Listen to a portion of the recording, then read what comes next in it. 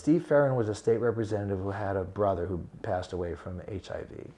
And he decided he was going to do something in his memory. Steve Ferrin was also the mayor of Sunrise, and he was also a judge. And what happened was he had a private bill passed which said that you didn't need to do a county-wide referendum in order to amend the human rights ordinance of your county. The county commission itself could. So now it helped us to the extent that we didn't have to go out and have the community vote on our rights. It was the county commission would do that. So the group was still together, but we had some new players. And let me talk to you a little bit about them. So we had, now that we knew that we could simply do it by way of a vote with the county commission, we said to ourselves, okay, let's see how we're going to strategize. So there was some, like I said, some new players involved. We had a fellow named Dennis Delia, who was the president of GUARD at that time. We also had a fellow who was part of the faith community. His name was Gus Kine, and he was an associate pastor at the Sunshine Cathedral. Keep in mind the Sunshine Cathedral was a Quonset hut over at State Road 84, and we sometimes met there too. He was very important because he was almost a moderator, a facilitator, because you had a lot of disparate interests here.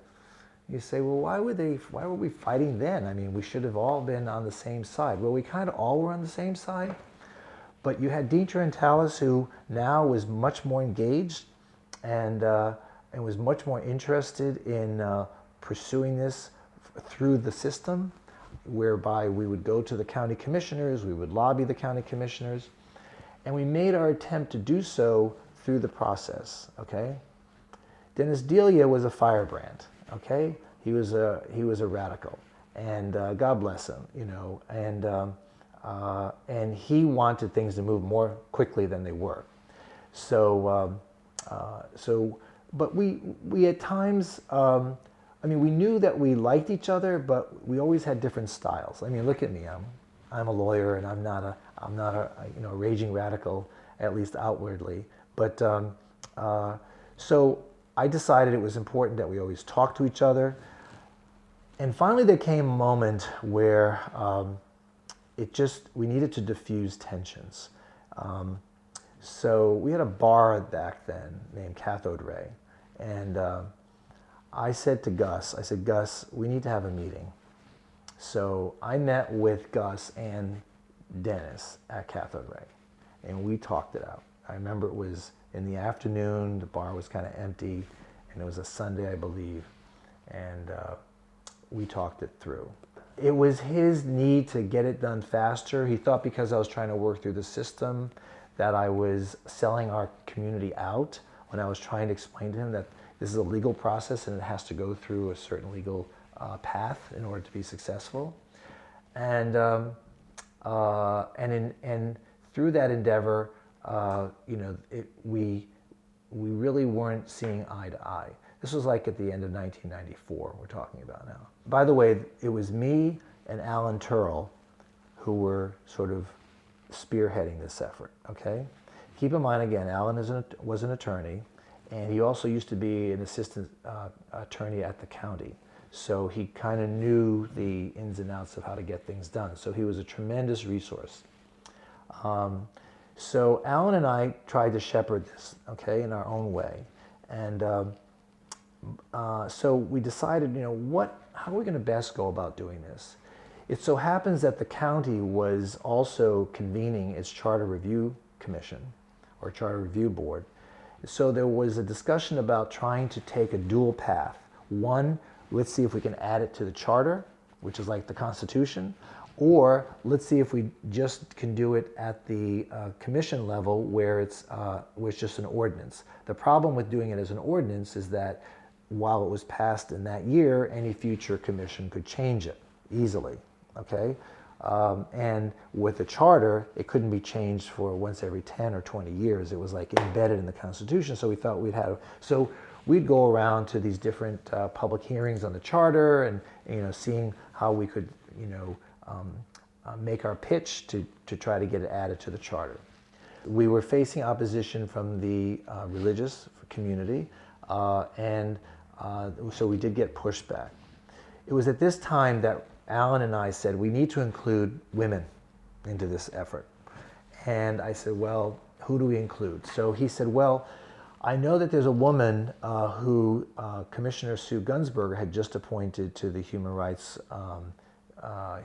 Board, the County Human Rights Board. Her name was Robin Bodiford. So I said, all right, let's talk to Robin and see if she wants to get involved. I think she had just moved to the area.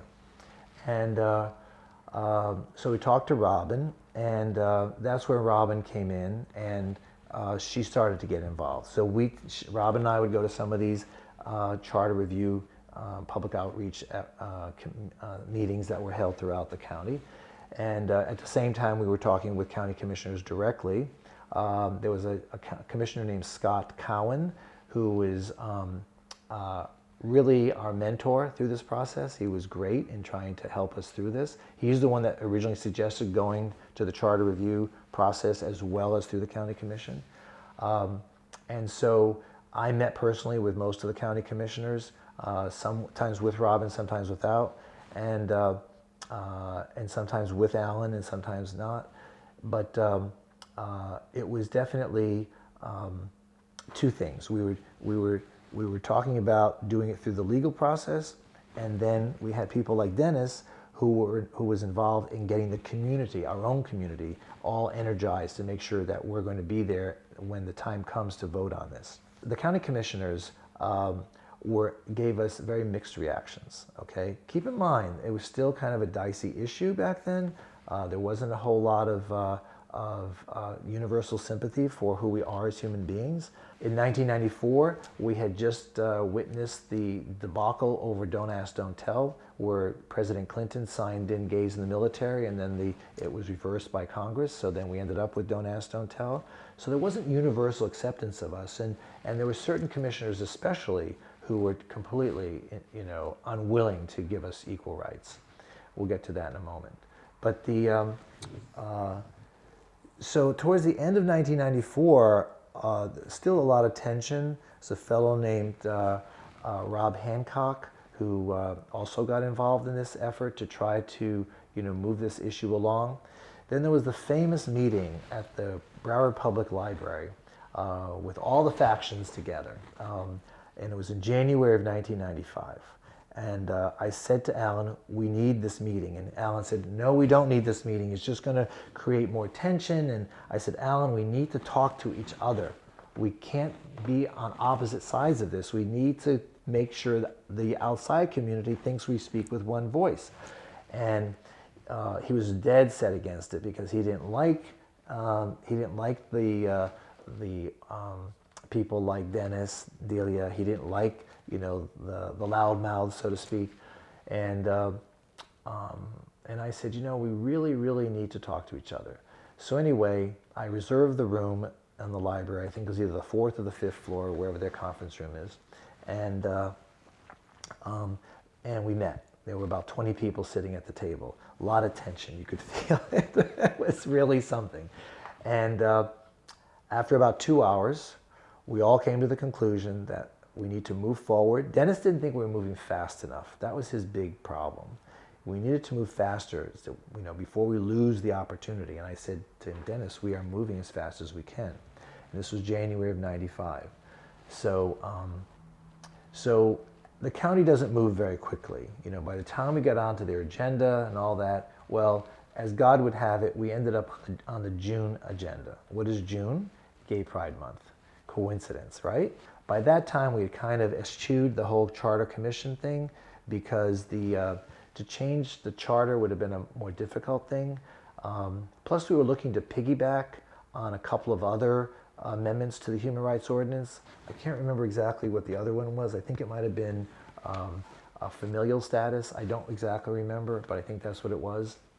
So we thought if we added the two, then people would vote for both at the same time. But we didn't want to take that chance, so we kind of just dropped the charter amendment. So anyway, here comes June, and we thought we had our votes, but we weren't sure. So I met with the Catholic diocese down in Miami, and we had friends in the diocese, but we didn't have a commitment. In the end, we were told they weren't going to oppose it.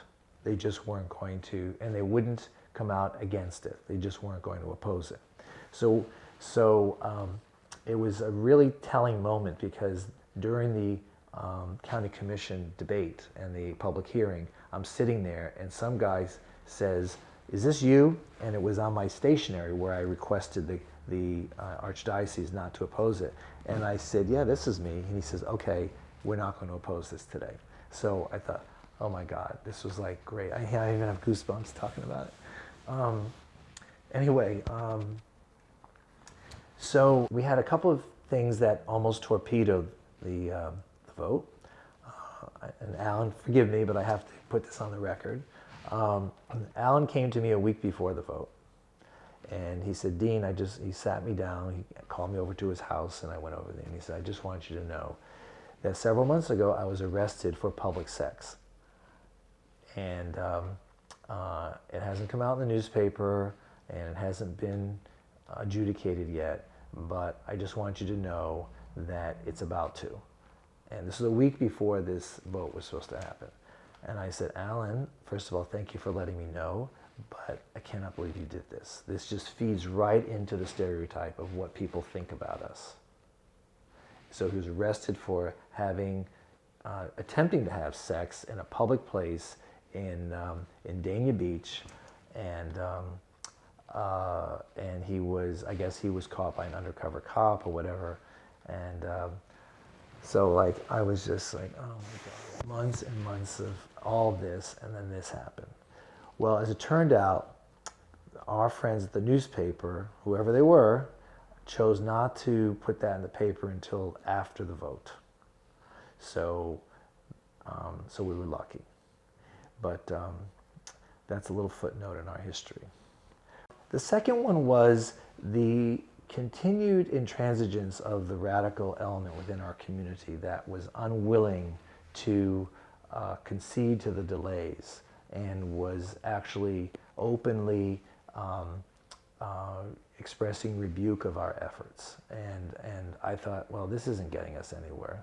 But it never materialized. The day came when we were having the open meeting, and the entire chamber was filled. The entire chamber was filled, for and against. And the people, someone organized an effort to hold up little pink cards, and whenever somebody spoke on our behalf, and instead of applauding, they would hold up these little pink cards to say, vote for. But there were some very, very hurtful speeches that were made by folks. There was one friend of mine who was part of the effort who had HIV, and his brother got up and spoke and said things like, well, obviously, God hates you because you have HIV, and you will die because of it. And his brother sitting, my friend was sitting right there, and I couldn't believe these things were being said. This guy came all the way from Palm Beach County to speak against his brother. But I held his hand, and I just said, we'll get through this. So the public hearing lasted several hours. It was the first time I'd ever participated in something like that. And we sat there tenaciously, and I spoke, Alan spoke, everybody spoke, and in the end, it passed 6-1. So who was the one, right? Well, John Rodstrom. John Rodstrom refused to vote for us, and I asked him why, and he says, "Well, my community will not accept you." And it was very shameful of him to have not risen above that. And he had a second opportunity later on in 1999 when we tried to get the domestic partnership law passed. He could have recovered from that first vote, but no, he voted against that too. By then, the commission had enlarged to 9 members, so it was 8-1. and he's always the one that stood out and voted against our community.